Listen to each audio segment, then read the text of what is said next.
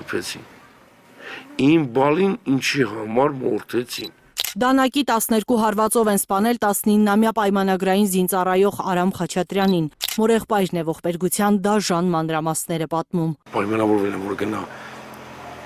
պայմանավորվել ախպերների հետ խոսան, ինչ անեն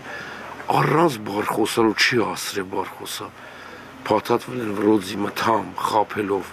պաչեն ու դանակը կողել են սիրտը կողքով։ Հենց սկզբից, հետո թե ինչքան են քրքրել, շատ են քրքրել։ Արամի մորեղբոր խոսքով երիտասարդը սիրահարված է եղել Սևանցի մի աղջկա, փոխադարձ համաձայնությամբ շփվել են երիտասարդները։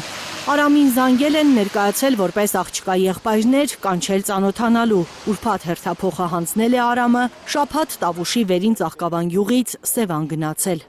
Երեխուն սպանել են խափելով։ Առաջի հենց Պավիդյանին ասեմ,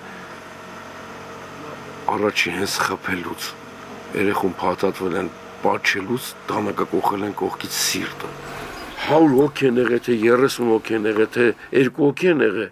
այն որ մեկն ասում է 2 տեղից են խփել, մեկն ասում է 5 տեղից են խփել, երեխուն քրքրել են,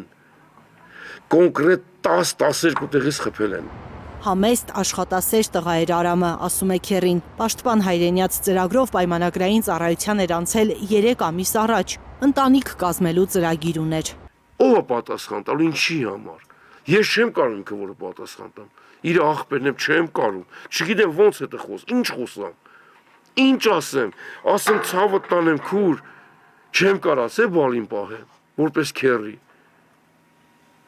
Չեմ իմացել ինչ անելու ինքը։